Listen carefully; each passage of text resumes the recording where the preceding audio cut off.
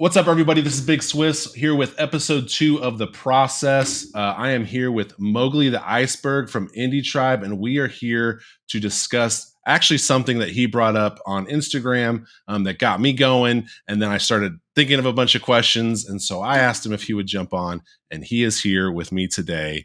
Hello, Mogli. How are you doing today? How's your week been? I'm doing Tell me great, what's up. man. Good. Thanks for having me on. I actually, speaking about process, I'm just getting back into it. My computer, I actually work on a custom like a workstation PC, and my graphics card took a dive a little while ago. So I just got it out of the shop, got a new graphics card, out a little bit of money, but back into productivity. So yeah, it's good. Did you get a Oh, 4080? I didn't. My case will not fit a 4080, and like my motherboard will not support it. But it is still a big step up for me. So I'm having fun with it. Definitely gonna have to re-download some games and push the recreational capabilities of it as well. Nice. Yeah, my mother-in-law actually bought me a 4080 for Christmas, and my Crazy. jaw dropped, and I had to recase my whole PC because it wouldn't fit in my case. Yeah, it's So because it's like as big as a PS5. it's huge. It's like a brick, which is okay. So interesting for the viewers. The Mhm. reason that this is important for you is because you do VFX 9 to 5, right? Yeah. Okay. So I'm spending most of my day working in Blender and After Effects and other, post processing programs and stuff like that. So, yeah, man, time is money when it comes to the rendering. Yeah, it really, man. I hear you. I showed you that thing I made for my church a Yeah. couple weeks ago. I think that was a 12-hour render for, Mm. a 30-minute clip. Yeah. At some point with stuff like that, I just gotta, it just goes into I'm rendering this overnight, and we'll Yep. check in the morning. Hope And the hope. machine didn't crash. Yeah. Yeah, and hope.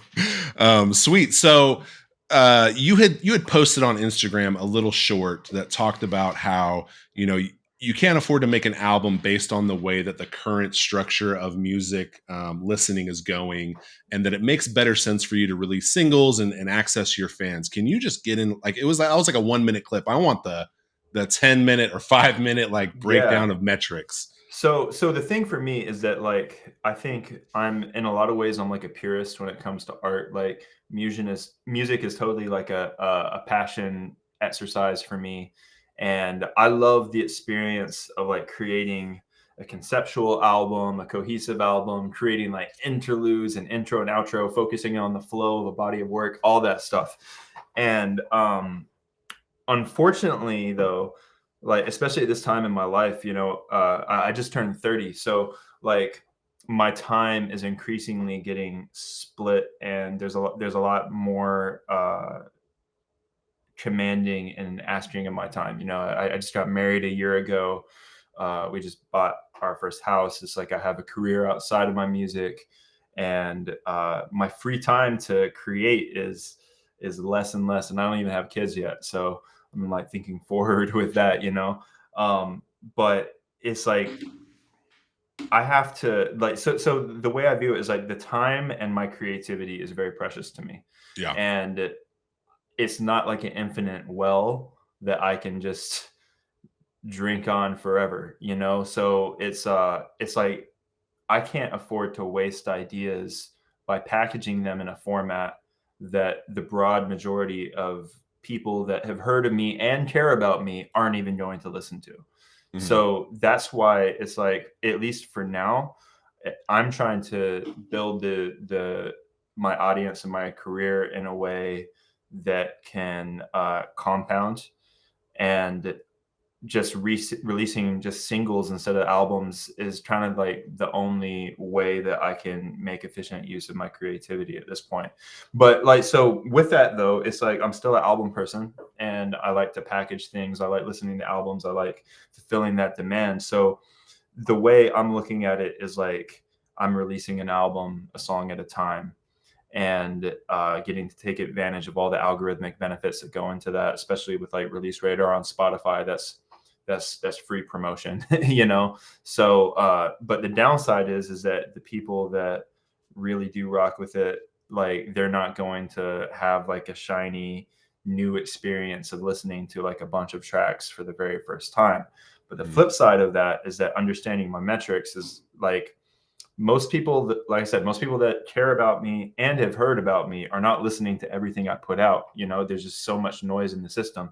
So inevitably, when I put out this next project that I'm working on called Heavy Gauge, um, a lot of people will listen to that body of existing songs and it'll be their first time listening through it, just because it's like, if you think of music like marketing or like any other type of advertising, like you have to tap people a lot so you can get a conversion.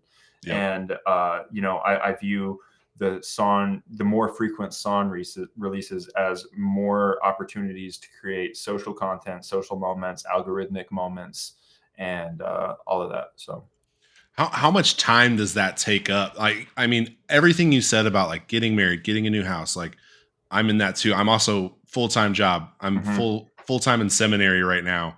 And I'm trying to do Big Swiss as well. And so Yeah, the time I have to be very regimented with everything. How do you do that as Mowgli, the artist, and then you have your social presence that you have to do that? Like how much time does that take out of your out of your week? I mean, it's just, to me, it's just like there's never time that I'm not behind. Yeah. Basically, Yeah. I never have spare time, and my, I think so. Me and my wife now, we like didn't live together or anything before we got married. So just like getting used to sharing my time with another person with needs that are a very high priority need. Like our relationship is, I mean, it was a priority before we got married, but the way that like my individual time management like works now, it's like that's a constant dynamic and it's an important dynamic to steward. So it definitely took me and is taking me some time to like find out like what the new rhythm and the new flow of working like that is. Before I used to have like crazy hours where I'd binge out and stay up till 4 in the morning making Yep. stuff and then suffer the next couple of days. So like I can't really do stuff like that as much, sharing my schedule with somebody I love and somebody that um, demands my attention and our role, my role as a husband to her. So like um it definitely, I think it I don't waste as much time. And Mhm. like, I like video games, but like I've hardly played a video game since I've got married, just because I can't justify the time. It's like there's so much going on in my life. I've dedicated a lot to fitness this year as well. So it's like it's kind of reaching a point to where like if something else enters my life, something has to decrease, and I'm kind of like in the process of really trying to balance out like what are those priorities. I know what some of them are. Like some of them are just non-negotiable, so it's like a lot of the negotiable things have to go to the side. And but I think that there's a lot of things that just like all of us spend time on our phone zoning out and stuff that's not fruitful. There's always things to be better with your time, and that's something I'm just actively trying to learn right now. Single guys out there watching this, take like listen to everything Mowgli just said, because I'm 8 years married now, and Hmm. yeah, the time is. I mean, you see, I got a bunch of gaming stuff in the background, kind of blurred out, but I used to work in the game industry. Yeah. I love gaming, and I only game when my wife takes a bath. Like that's Right, that's right. when I fit it in, or like if she's watching a show, she's like, oh, I want to go watch this show. I'm like, oh, I'll go game. Yeah, It's yeah, like you got to yeah. like find these little pockets, because yeah, I mean, if you say yes to something, you're saying no to something else, Right, and so you should always say yes to your bride. So right, take right. that Among other advice, y'all. things, it's like that's a non-negotiable. Taking care of my physical and financial and spiritual health are also Mhm. just non-negotiable. Yeah. So it's like, um, I do view music as something beyond just like recreational. I do view it as like a job. So there's that, but like I said, creativity isn't just like a an inspiration isn't just like an endless well. So part of being a creative is like finding ways to get inspired. Yeah. And for me, just sitting in the studio forcing things out is not like a great way to make good art. And I'm trying to be more disciplined in taking structured rest. And Yep. there's biblical precedent for that with the Hmm. concept of a Sabbath. and Hmm. and I think that is also really important at this stage of life. Excellent. I love that. I didn't have this in our questions, but I'm interested just because my wife and I serve in our church's premarital ministry. So Hmm. I love talking about marriage. I love Hmm. talking about just kind of the die to self as a husband. And I think there's something in here where you're talking about releasing your albums through singles. How has being married changed the way you approach writing music? After, like when you drop Sterling, for example, that Hmm. was like a one, that song is amazing, but two, there was a shift in tone a little bit there. How does that affect? How has being married affected your creative process, other than just the time management? Yeah, so I mean, like, I think that the way my biggest priority, like creatively, is I never sit down and I'm like, I'm gonna write a song about this topic. It always starts with emotion and tones and just like a feeling for me. And I think music for me is like I try to capture authentically and honestly try to reconvey or provoke a feeling for somebody else. Um, so yeah, I don't sit down and think like I'm going to write a song about this topic. So for me, being in a healthy, positive, fulfilling relationship Mhm. on the broad scope of my existence of a human is still like a minority experience. Yeah. Like I have way more um wisdom and knowledge and experience with like extreme emotional trauma than I do being like happily married. So like as I'm like living life and gaining new perspective and gaining new experience, like naturally that's going to pour out and inspire me to make songs like Sterling. But at the same time, like the life that I've lived up until this point just doesn't go away or doesn't stop influencing or impacting my perspectives and the way I create either. So, and sometimes it's like that's again part of like the learning process of like how to navigate this point in life because um at first I was like, like I don't want to be like making a song that's like heartbroken, and then my wife being like, "Is that about me?" And like, but like she understands it's like not everything that I make is like a reflection of that point I am at that time. Hmm. So it's like I have this bank of experiences to pull from, and now I'm in a different phase of life where I'm just adding to that bank and adding to the perspectives that I can write from. So and even beyond that sometimes as I experience life through other people as well, with my close relationships. I've even it's been playing around songwriting, like trying to write and be inspired from other people's stories and other people's perspective, which is also I think um it's hip hop has always had storytellers, but rap tends to be like a you write your artist entity of who you are is who you are in real life as a person. And there's like almost like a taboo about writing things that like you haven't specifically lived. But that's like very much like a limitation that is way more exclusive to hip hop than like other genres. So as Yeah. I've also began to like experience with other genres, like me and my wife were binging Grey's Anatomy a while ago, and like one of the relationships and the dynamics in Grey's Anatomy, I'm like I was inspired by that because I had also felt echoes of that type of dynamic in the past. So it's like learning to be inspired from things beyond just like my own personal experiences as well has been really helpful to my processes. Well, as a fan, I'll say that I think what's great about the versatility that you bring to the table is that you're able to put me in headspaces and like emotional areas that kind of hit each phase of my life. So I'm going to turn 40 this year, and there's songs that you've written that remind me of high school, my 20s, my early 30s, when I Right. met my wife. Like you have these, the skill to do that is very rare. Normally people kind of focus in their lane and try and be the best rhymer or you know Yeah. be the best lyricist. And it's like I feel like you're such a good storyteller and soundscape creator.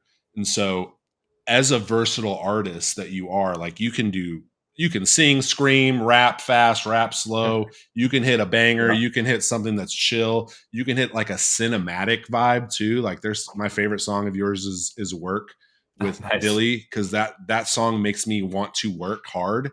Like whenever I All right. feel demotivated, I throw that on. I probably listen to that song a couple times a week, to be That's honest, crazy. That's crazy.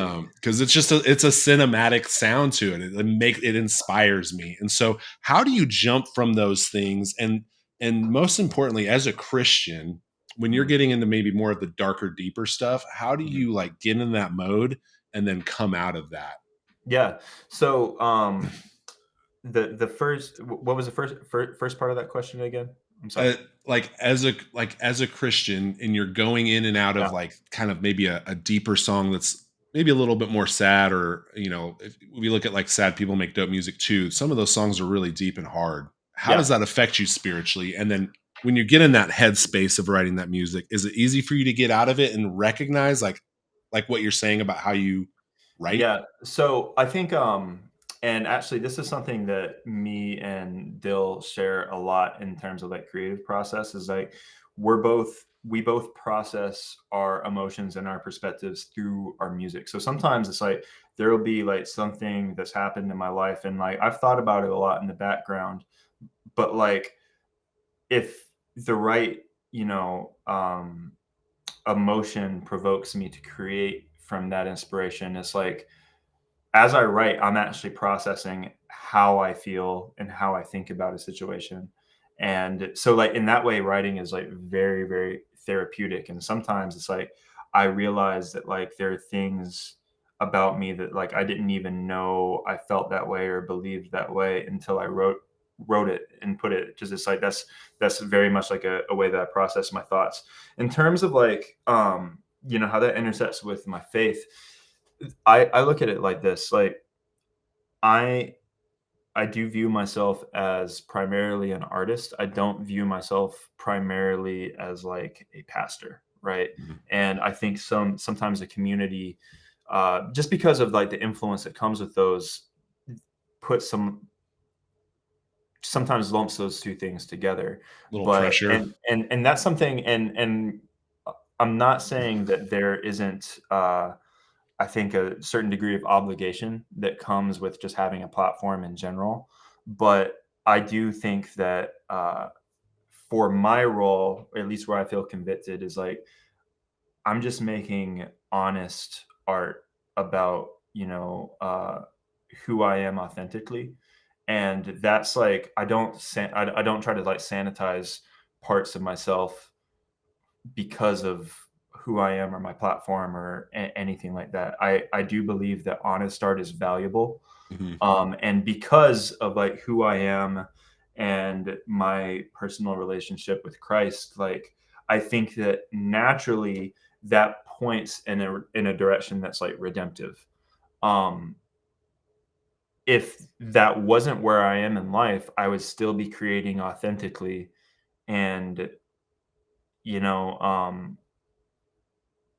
I think the redemptive aspect of it or the angle of it is very much a reflection of like where I'm at and what's processing on the inside, because like who I am and my spiritual status or well-being is just going to be reflected in the art.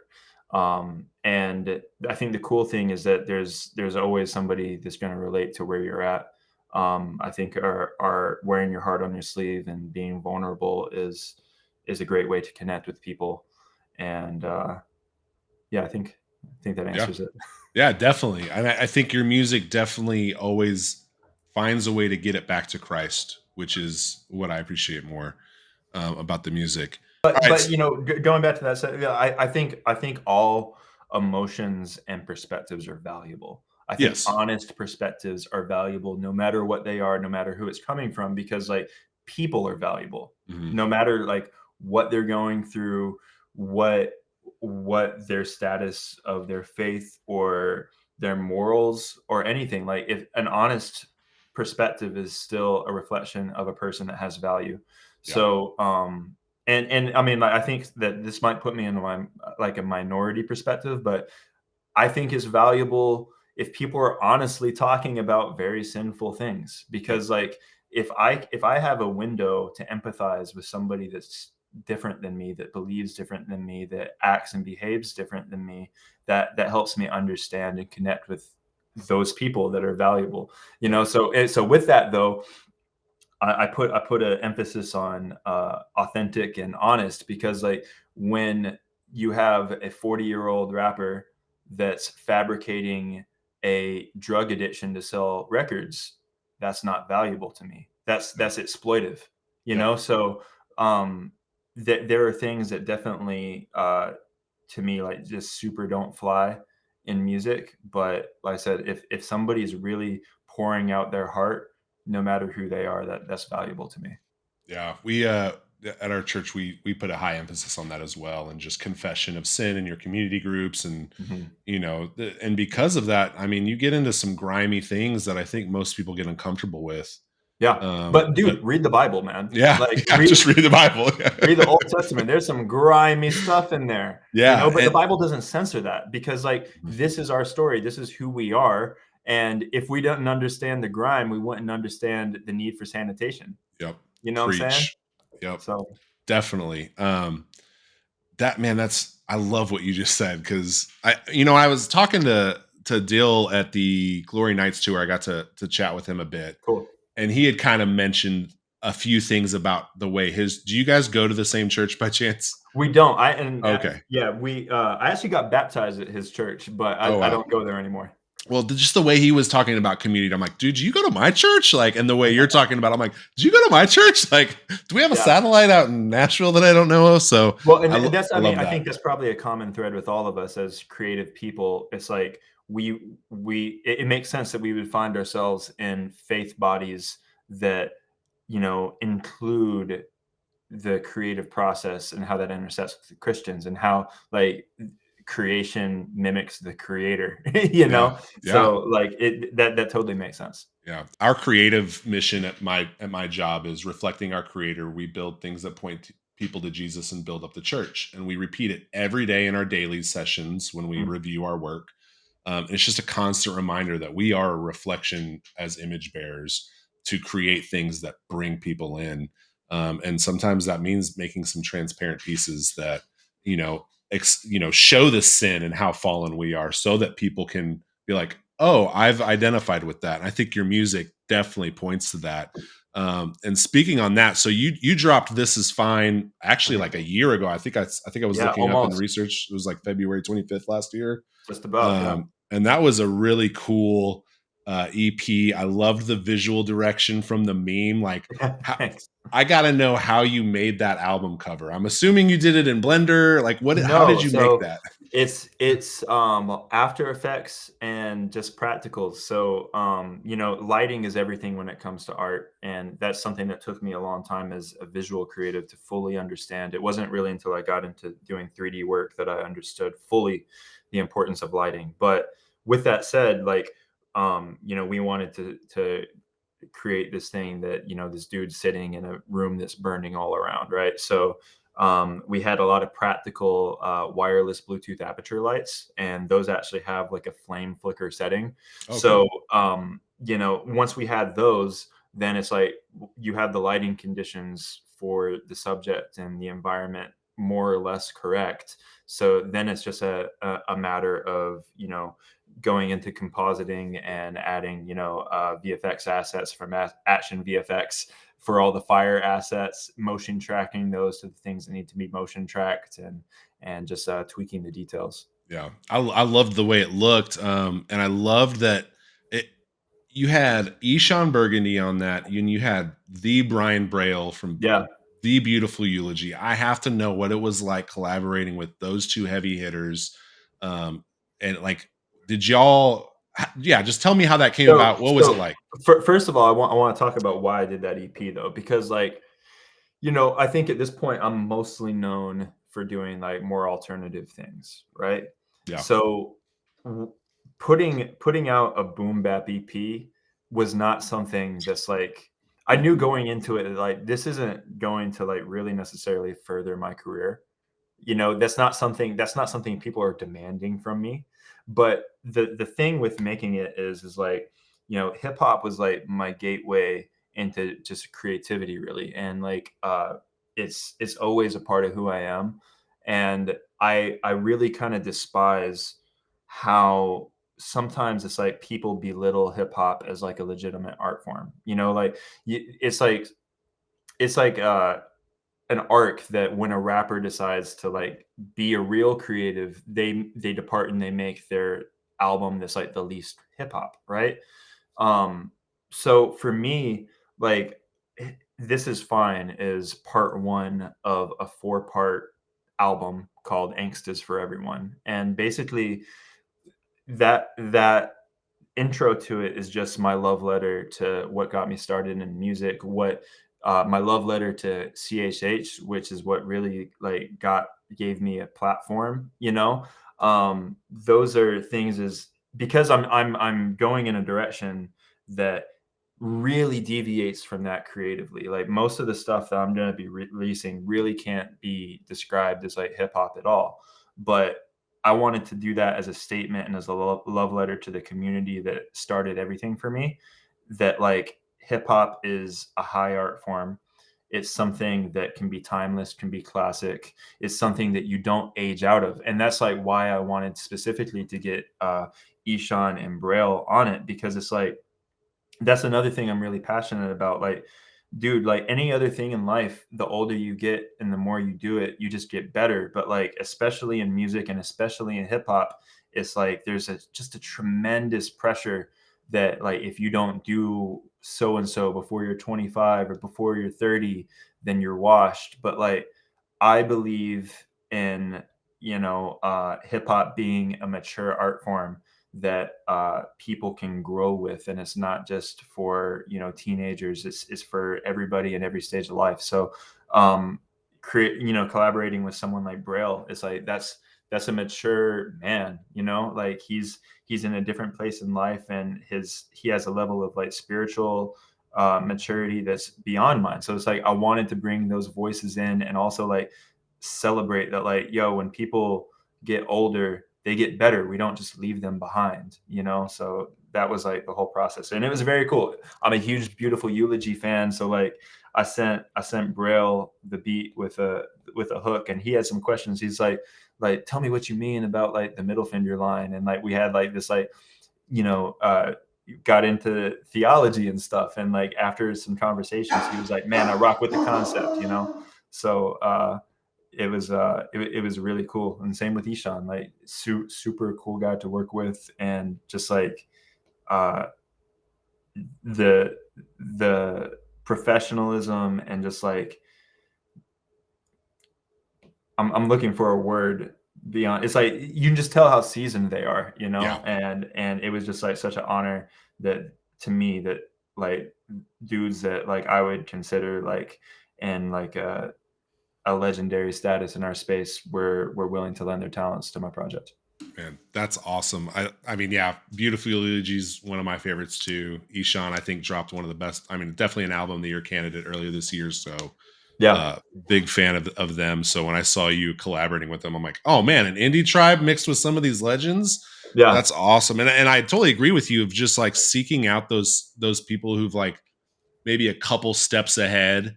hmm I mix with a group of guys every Thursday morning. Actually just stopped because of seminary, but I always found it really important to find guys who are ahead of me totally. in their spiritual walk, because they're going to be able to tell me all the pitfalls and traps. So it's kind of cool that you have that within not just the community, but Indie Tribe as well too. Because I've heard you guys kind of talk about how you guys do life together. Yeah, totally. Um, so how did sorry, that siren's getting loud. I'm I like, do. I can't hear it at all here, okay, but I understand it. That's okay, exactly. good. Yeah. I mean, I'm not scared or anything, but I'm just like, well, it's really going now. Let me go to the next one. So you actually already hit on that one. And you hit on that one, dude. You're like prepped. All right. So you admit, like you just mentioned that you're doing a 4-part EP into an album. That Mhm. sounds cool. So that sounds fun. You said Hypergauge is the name, or Heavy gauge. Heavy gauge. Heavy gauge, and what that is it's an allusion to the use of, like, guitar in that format. So, something that, hip hop has always been something I've been very passionate about, but all my life I've also been very passionate about rock and about metal. So, and growing up, I would kind of oscillate between like just binging on rap or binging on rock. And, um, we know how the story of music went. Early 2000s, rock and metal were, the biggest genres on the planet. And eventually hip hop kind of ate that. And I think part of the reason that that happened was like a mentality shift in what hip hop embraced versus what rock didn't embrace. So like hip hop became extremely open minded. It became like very eclectic. It became a situation where there were no rules. So like the most creative, the most ambitious people I think started gravitating towards hip hop, whereas like rock just like people, I don't know, like sometimes it got like gate kept in a way that's like, well, if it's not this and this and this, then it's not real metal, or it's not real rock if it's not this. So all of a sudden, you have 15 years that pass and it's the same bands that are playing the same festivals. It's like kids didn't want to, creative people didn't want to gravitate to that as their medium of expression. So like for me, as someone that's passionate about both worlds and I think authentically a part of both cultures, it's like I'm trying to take the the creative mindset of hip hop and then reapply it to a genre that I love and I feel like has been like kind of creatively stagnant in a lot of ways. So yeah, so I'm embracing guitars. I'm creating, songs like Sterling and Vacuum. It's like the signature element of that is like the combination of like an 808 and like a drop tuned, drop A guitar. And that's something that I'm just trying to lean into really hard. So each one of these EPs, Heavy Gauge being the next one, is a different kind of balance point on mixing those two genres together. So, and a lot of that for me, honestly, is just me exploring different pockets. I love to just make things that don't exist. So, the next two EPs after Hyper, after Heavy Gauge, I was going to talk about Hyper Rock, which is also like this subgenre Yeah. that is about that. They're going to be very different, but I can say that nothing exists currently like them.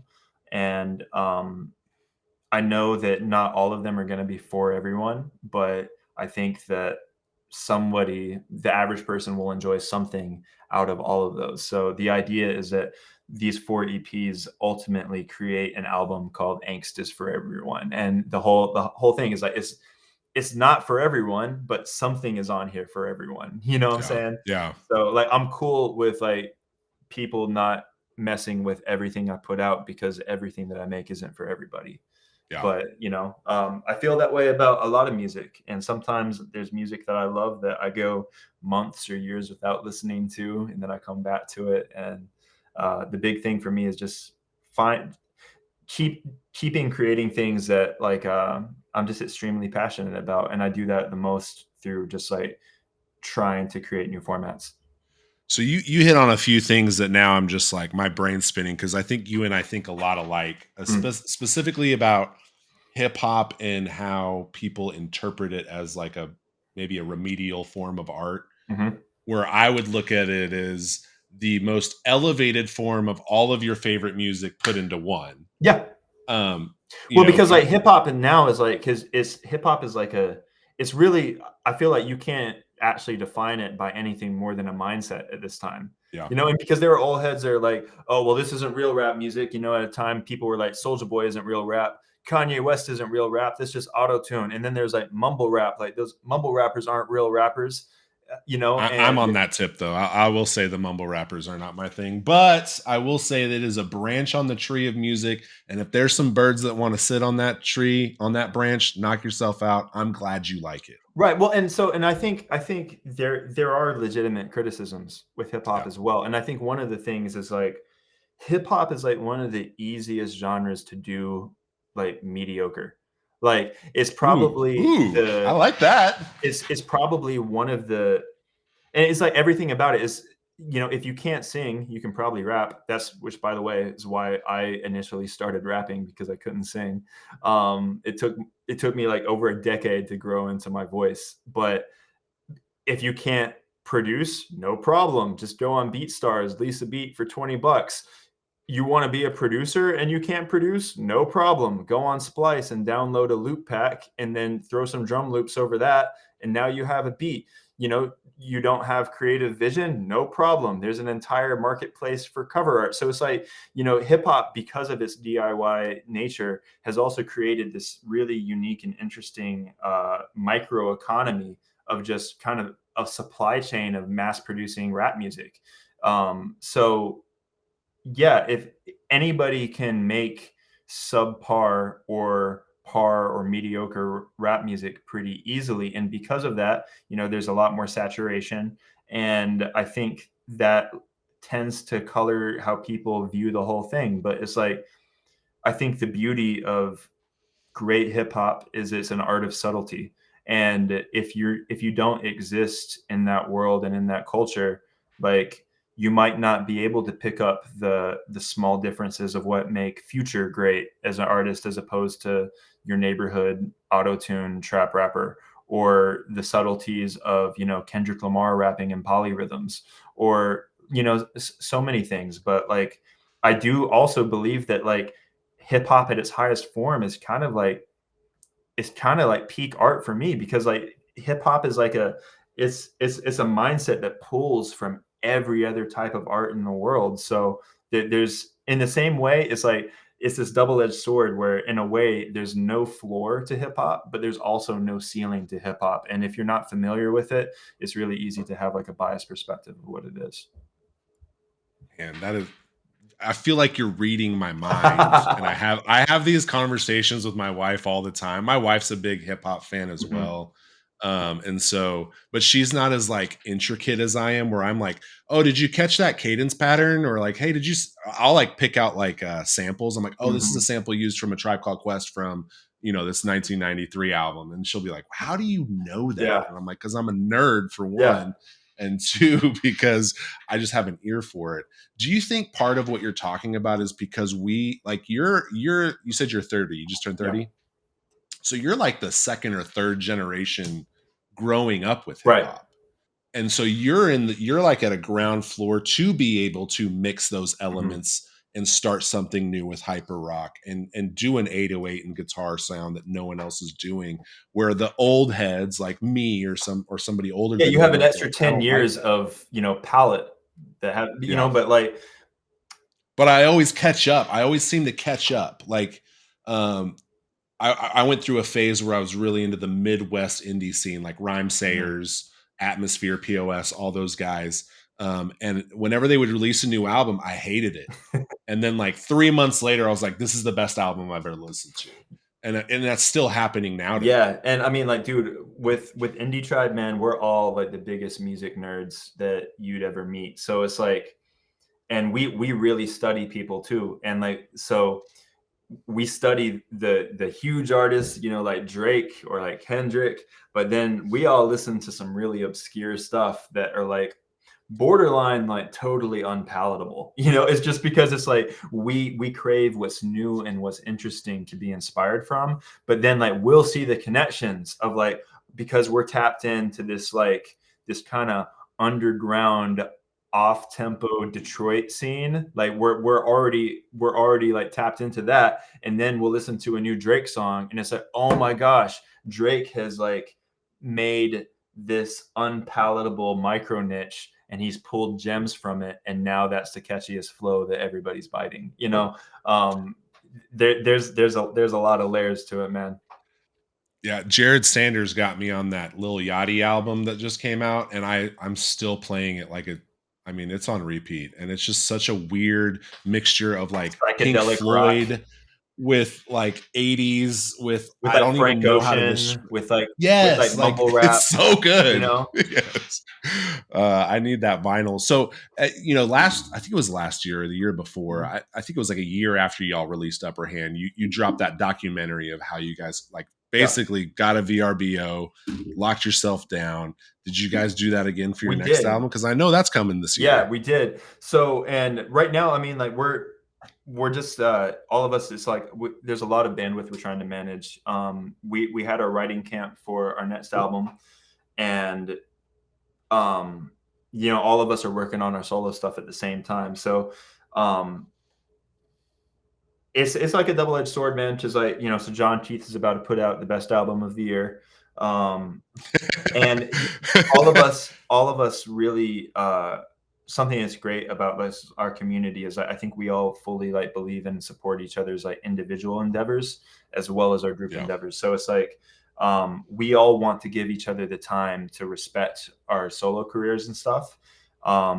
Dill is ramping up for his next project. Michael went crazy with Bodega Man. I mean, like that's never been done in our space before. And I mean, he just I got the vinyl right. Oh well, it's blurred blurred out. out, but I got the vinyl right Nah, yeah, there. it's It's all amazing. good. And that was like bro, I've known Michael since like 2013 or 14. So it's like I know that this has been like an ambition that he's been working for so long. And like same thing with John, man. Like John's been working on this album for a long time, even as he's released other projects in between, including Indie Tribe. So we're trying to work through managing the bandwidth of our solo careers. I'd say right now the next Indie Tribe album is like about 80% finished, but then we're doing everything for the festival. So it's like again, it's like almost at the point of capacity where like if we want to do anything more, something has to be eliminated. And there's just certain things that we're not going to do. One thing that we're not going to do is we're not going to rush an album. We're not going to put out something that we don't think as Indie Tribe is our best work ever. If it's we're never going to release a Cyberpunk 2077 version of an album. If that means that the album takes a little bit longer, so be it. That's a deep cut Yeah, right yeah, there. yeah. But but also we're not like we're very dedicated. We're very committed to having Yeah. this album out this year. So yeah, it's a lot of nights in the studio, a lot of things. And Yeah. the other thing, man, is that with Indie Tribe, we are all very very different. We're all very Yes. different That's what personalities. makes you a great group. Right. But also that makes it's not always just easy and cohesive to make music for us. Yeah. Yeah. Me and John and Dill and Michael, we all have very different pockets, and finding things that can display all of our strengths to something kind of takes some time, and it takes some work. So we've made a lot of songs and a lot of demos for it, but we're really just trying to focus on like what is best for the group, for the project. you know yeah, it's a balance, but I think it's worth it. I have a friend at work. His name's Aaron Collins. Shout out to you, Aaron. I kind of flipped him onto Indie Tribe when we started working Hmm. together, and I was like, you got to listen to this because he's a big hip hop guy, but he doesn't listen to a lot of CHH unless I like recommend Hmm. it. And what he says every time like a Indie Tribe song drops or one of you guys drop, he comes into my office and he goes, "Man, you could just tell they're having Hmm. fun," and I hear that in the music, and that's what makes me like it. Yeah. Watching y'all, like it sounds like because of your different aspects there is conflict, and I saw that in the Yeah. documentary. But then what does that turn in when it all comes together, Oh, like when dude, you guys are like running on all it's so cylinders? What is great, that man. like? And I'll tell you, shows are so fun together. I mean, and honestly, so like the aspect of community is like so just so important. And it's like Indie Tribe as an act has like community like within itself. which is like crazy because like we all have community in our space and outside of that, but like Indie Tribe has community in and of itself, which honestly, I mean, this is like might be borderline blasphemous or borderline a reach, but like, I think about like the internal community of God, like God isn't just a isolated entity. God is Right. self-contained, self-established community. And like, yeah, I think it's almost just like it makes me think of just like how valuable that is. So everything is better like together. Like when something goes Yeah. well, if we have an indie tribe song that does really well, man, it's so much better winning with your friends. It's so much better getting paid to do a show with your friends, having fun with and accomplishing something with your friends. And I think part of that too is just like when at this point like all of our friends are artists and stuff, and like in some circumstance when like I don't know, like not I'm not trying to like showboat or anything, but like when we hit like number 2 on iTunes or like we hit number 7 on the Spotify debut, like sometimes like when you have friends and like one person like does something that wins, it's like it can make for like almost like a delicate dynamic of like, I don't want to like rub this in somebody's face. I don't, like, is this person going to treat me differently? Now, oh, now this person's extra friendly. I guess I'm cool enough to, you know, Mm, be associated with you now is because before I wasn't, but like all of those things, it's just like when you're doing that with some of your best friends, it's like, it's all just it's all just a win, man. It's really, really cool. It's really special. that's awesome. Is there anything you can tell us about Smokefest this year, or are we keeping all So that it on is lock? air conditioned. Okay, thank you. I will say, I loved that last year. yeah, no, the venue is. I don't think I'm at liberty to just say what it is right No now. worries. It is in Nashville, but it is an amazing spot, man. Like it is unbelievable what God has provided for us in terms of just the access, the resources that we have access to that we shouldn't have access to.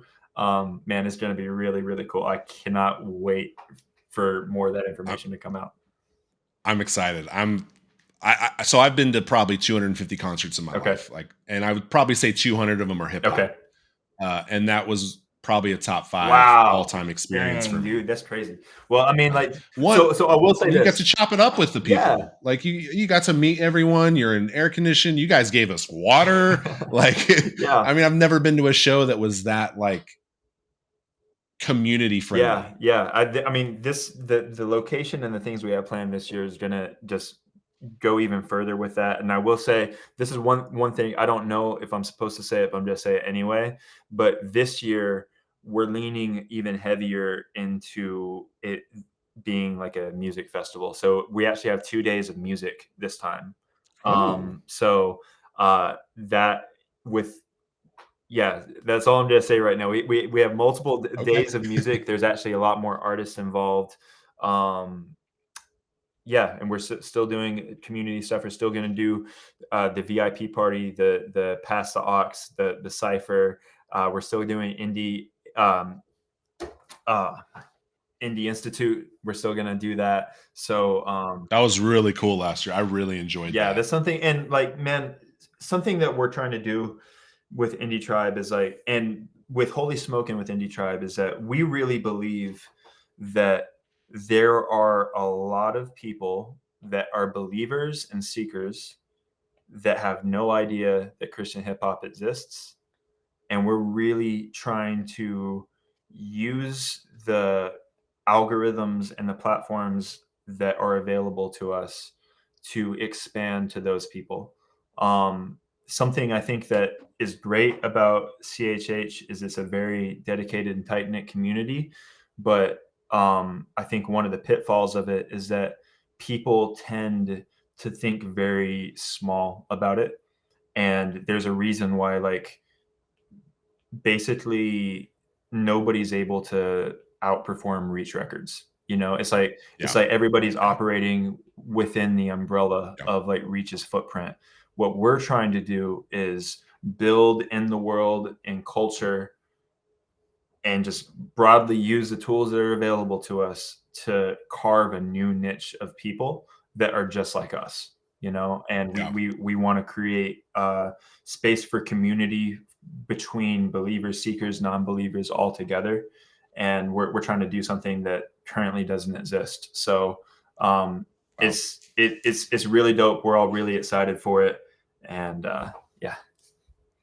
Well, I'll say this: Big Swiss wouldn't exist if it wasn't for that institute last year. Like, Mm, that was the first time I showed up to anything with a camera. mm, That was the first time I went in there thinking like I might do something with this. And a shout out to Hurt, the rapper Hurt. He was also instrumental because it was like right around that time when I jumped back on Twitter and just said, you know what, I'm going to get back into I was off of all social media, mhm. and I was like, I'm going to get back on and just talk about Christian hip hop because I work at a church where no one knew any of these Christian hip hop artists outside of Lecrae and Andy Mineo. And I was like, what? Like, I thought I was going to come in when like everyone was going to know. Mhm. And so But you know, we end up going to Holy are Smoke. you And familiar with the artist that Hulvey just released a song with, Forrest? Forrest Frank, no, I until he released that song, I never heard of him. And I was like, oh, this is So dope. Forrest is part of a duo called Surfaces. Right. Just for some context, Surfaces currently has 7.4 million monthly listeners.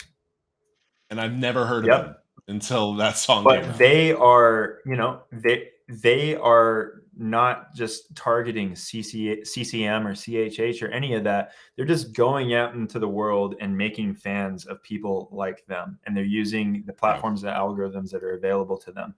I mean, like, not to make this about numbers or comparisons, but Lecrae has 2.5 million monthly listeners.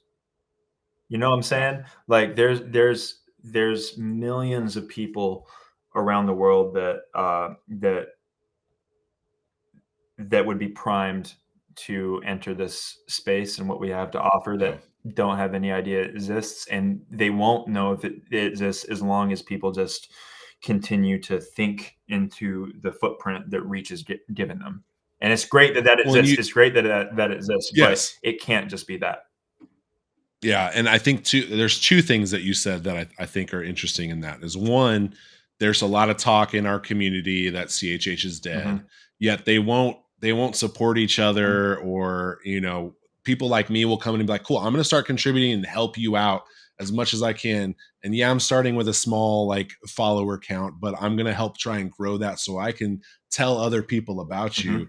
And like there's artists that'll watch my videos or something and not even like it or subscribe it, and that's fine, but it's like if you want the infrastructure to grow, Yeah, we got to support each other. absolutely. And I think you guys do a great job of that. There's a lot, and this isn't every artist, Mhm, but that's an interesting thing about kind of why we are such a genre mhm. and not getting as much reach as these other artists. But two, you had talked about hip hop being sometimes it's a lazy entry, and I think people are tired of that. Like they don't want to hear the club songs all the time. They want to hear something with substance and Dude, story, man, and the Christian side gives if that. there's if there man, like, and that's why, dude, like, just from art in general, dude, like, seeing the success of, like, The Chosen and now, like, the Jesus Yes, Revolution movie, bro, man, yes, people there's a reason why the Bible is the best-selling book of all time. There's a reason why Christianity is the most popular religion of all time. It's because people crave substance, people crave meaning, it's like, yep, and like, yeah, I hate when people just think of like making music and just catering to like this small little pre-cut segment of CCM or whatever, is like that's your defined reach. It's like, dude, if you believe what you believe in, you believe it's true. Do you not think it's compelling? Do you not think that you yes, have value to offer the world at whole? yep, Like we yeah. believe in that. We believe that what we create is excellent. We believe that what we create is beneficial, and that millions of people all around the world are actively seeking and actively craving that type of substance. Yeah. Well, and some people, the sanctification process is long sometimes, and sometimes people don't realize that they crave that because they are being walking around with blinders Yeah. on, and then once they hear that song or Lecrae was instrumental for me to get back into Christianity. Hip hop was the first playground I changed when I decided to like Yeah. really take my faith seriously. And so when you find those things that you can connect with, it hooks them in. And I think what you guys do individually, and you specifically as Mowgli, to be able to create so many different Mhm. soundscapes across the gamut of music, you're gonna hit those people.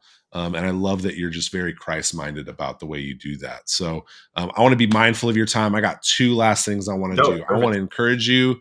I want to encourage you with Big Swiss's top 10 Mowgli Okay. songs. This is Cool. something I wanted Oh to man, like. this is good. Hey, I'm going to tell you my Knowing favorite that you ones. like work, this is gonna be very interesting.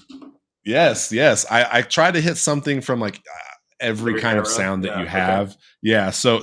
This isn't really in order, but I do work is my number one. Interesting. And then I'd go, You Can't Hold Me Okay. Down, Nothing Nice to Say, Okay. Sleepwalk. Ghost gets a lot of repeat from Interesting. me. Same with Devil in My DM. I think the part where you talk about pornography in there, I remember when I first heard It's like, oh that's shoot. been a struggle in my past. And so to hear you just talk about that, I'm like, he's 100% right in that. So I love that Thanks. song.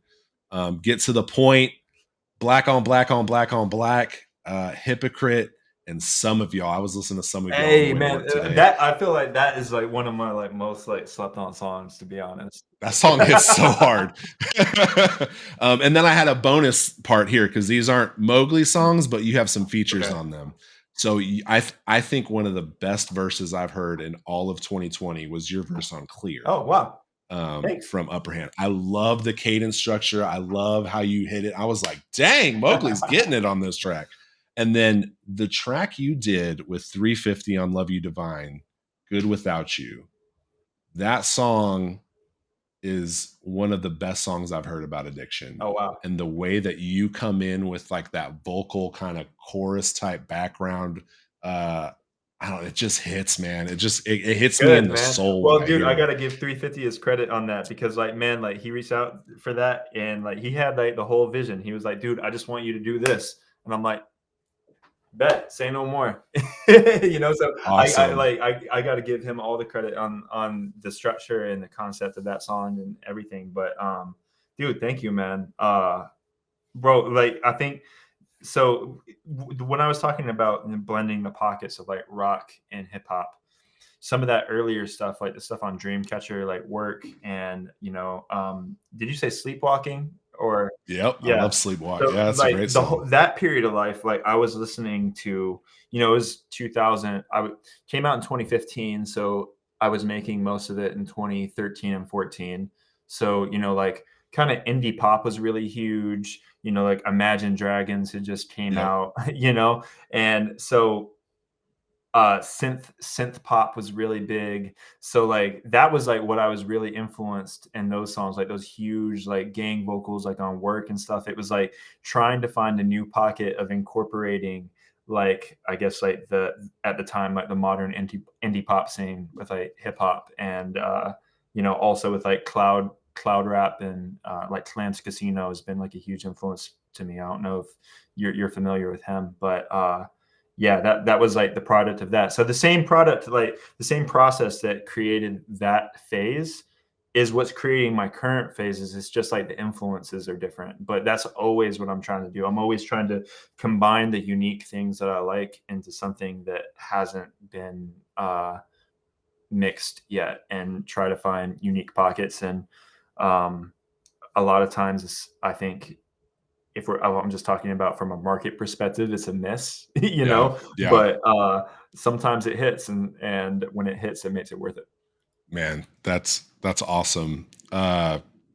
What when can we expect I want to say hypergauge again. Yeah, so the subgenre is hyper Hyper rock, rock. and let me explain that a little bit because like, Yeah.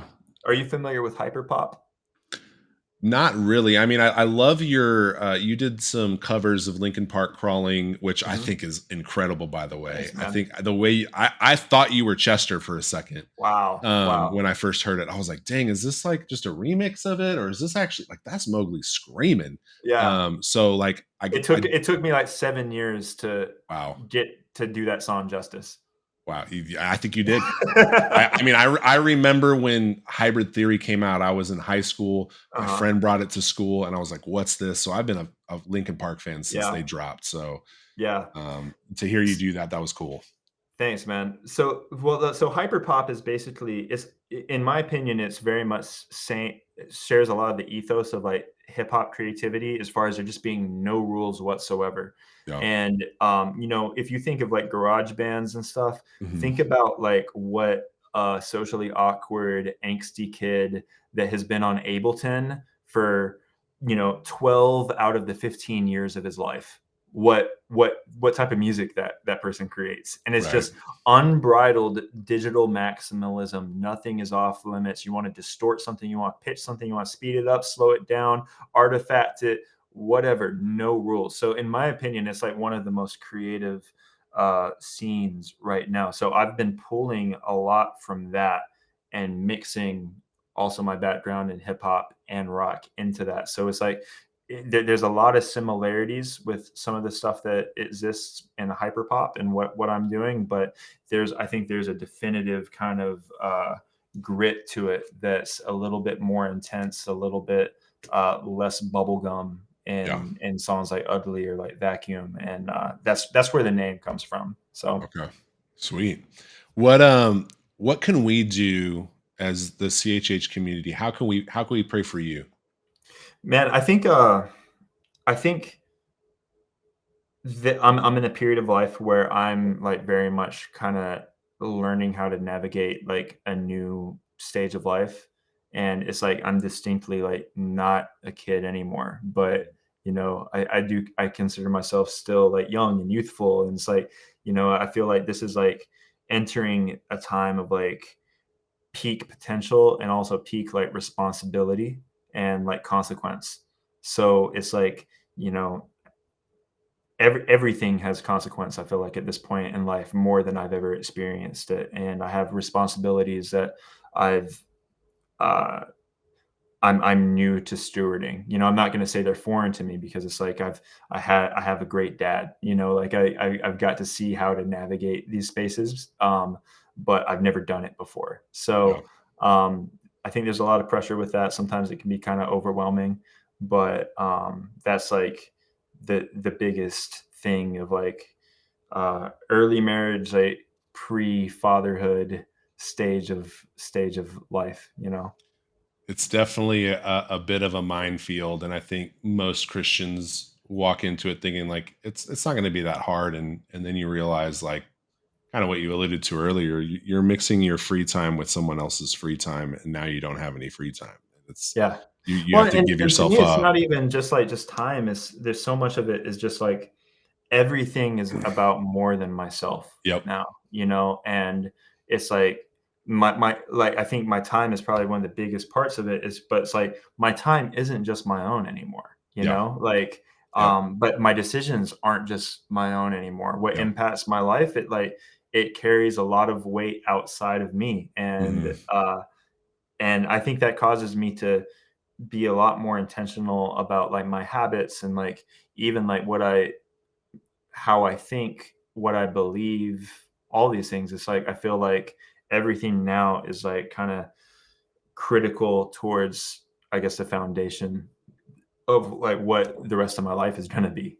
So Yeah. um it's trying to steward that well, trying to be diligent with that, but I guess people just pray for the process, man. Like Yeah. pray for Well. wisdom and Okay. discipline. Those are the biggest things. Sweet. Well, hey man, let me pray for you right now, and then we Absolutely. can we can call it out.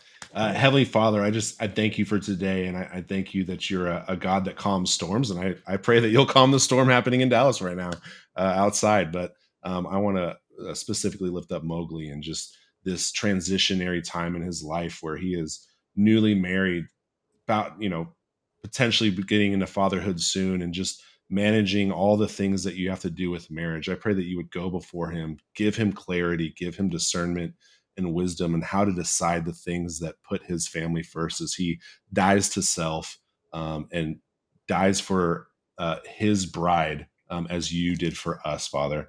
I pray just as this next album comes together, this next EP, that you would use it to reach people that are lost and that are looking for answers, and that ultimately they would find it in you, Father. I pray for the whole tribe as they get ready for the festival this year, that you would be able to bring in more people to be exposed to this wonderful piece of community that we have as Christian hip hop fans. I pray all this in Jesus' name. Amen. Man, bro, it's been such a pleasure talking to you, man. Yeah.